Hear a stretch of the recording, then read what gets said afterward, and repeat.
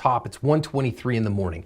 And this wealthy man has had a soiree for a bunch of guests, and now they are leaving. And as he opens the gate, this neighborhood is known to be very nice, known to have security, but like any other neighborhood, thugs travel. So what you're going to see here is all of these guys that are getting ready to leave. Right now, we're going to see a group of somewhere between 5 and 7 armed men are going to come in and chase these guys off. Now, they chased what I think was a guest there off to from our right to our left now, and this guy is going to fall down here from the gunfire. But in the news story, it didn't read that any of the guests were seriously injured, so I think that he just fell down and played possum there. Now, the homeowner, as they run back, they're running for the homeowner. You could see him run into the house here, and one of our attackers is, on the other side of this wall, and you're going to see him come around now. But our homeowner is running off because he is going to get a firearm, and when he does, he's going to take multiple shots and shoot that bad guy. And actually, that guy did not make it. He took the room temperature challenge, and that shot was able to drive off all of the other bad guys as well. And the news story says that no victim was hurt in this one. One of the bad guys took the room temperature challenge. The clip that we just watched, it was a home robbery in Nairobi. Like you saw, a bunch of thieves tried to rob that residence, and the owner of the residence came out with a gun and defended himself. Now, I wanted us to talk about that, the issue of gun ownership in Kenya, and the fact that, as you very well know, the government policy is to deny civilians ownership of guns so that you're not able to defend yourself in case you come under attack. So my own position is that every civilian has the right to own a firearm so that you can defend yourself instead of waiting for the police. Because as you very well know, when you call the police, half the time they don't show up. They tell you, we don't have an available vehicle, we don't have fuel for the vehicle.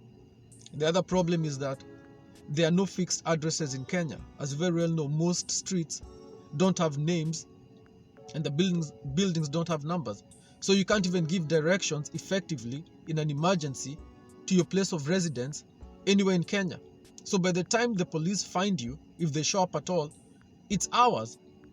Even when they are willing and ready and available, it's almost impossible to describe where you stay because there is no fixed address system in Kenya, which is, another story altogether. What we want to consider is the issue of gun ownership. Who has a gun in Kenya?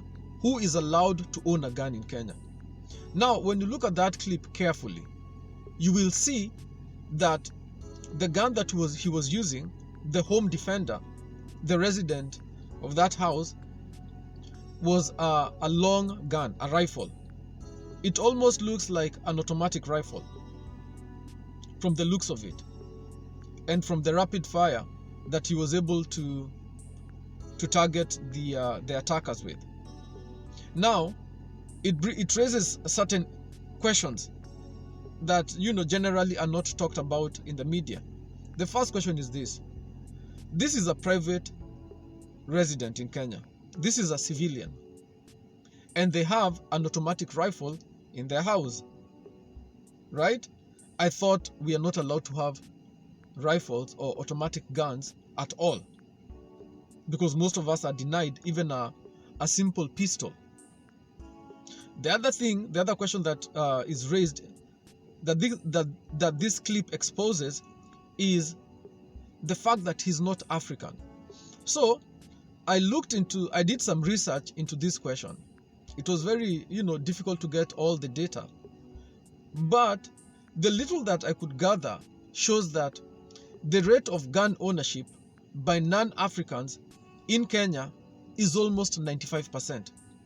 All these non-African people that live in Kenya, almost all of them have guns. Yet, almost 99% of the African citizens in Kenya do not have any kind of firearm. So I want you to think of that disparity, that those who are not Africans are allowed by the elite to own guns. And not just pistols, but machine guns, automatic rifles, like you saw in that clip. Yet the rest of us we are denied the same right. Like we always say, the elite acts in the interests of foreigners, because most of the elite members in Kenya consider themselves to be white on the inside, except they're African. But the brainwashing is so thorough and the loss of identity is so complete that they don't identify with us, so that we cannot get guns to defend ourselves. But they, and those who do not look like us, almost all of them have guns. I'm sure you didn't know this before. So that when you see that Chinese man in Kenya, he's allowed to have a gun. But you are not allowed to have a gun. When you see these people in this clip, they had heavy guns. But you don't have a gun. So that even, sometimes you're like, you want to go build a house in a rural setting. Because Kenya has a lot of scenic areas, beautiful areas. And when you're traveling there, there's no one who lives there. And you're like, look at this view. It's so beautiful. Why doesn't anyone live here? Well, usually the problem is lack of security. You'll put up a really nice house, in that location, but you'll never sleep. Every night you'll be attacked. Which is why you need a gun to guarantee your freedom and security. Like as a grown up, you should not be dependent upon anyone for your security, isn't it? Isn't it unfortunate that you're put in such a position that you must depend on other people for your security? That you can never defend yourself. You always have to make phone calls to the police or to whoever to come and save you. And that encourages a culture of dependency. A culture whereby grown-ups in Kenya are almost childlike, always begging someone for help. A gun gives you mental independence, whereby you can take care of yourself, you're a grown-up, you can defend yourself, you can defend your family, you can defend your property. So we are calling for the legalization of guns to ordinary civilians in Kenya. That doesn't mean that the guns should not be registered. Yeah, they should be registered. There should be a gun registry. But you have a right to own a gun, and these are some of the changes that we are demanding for.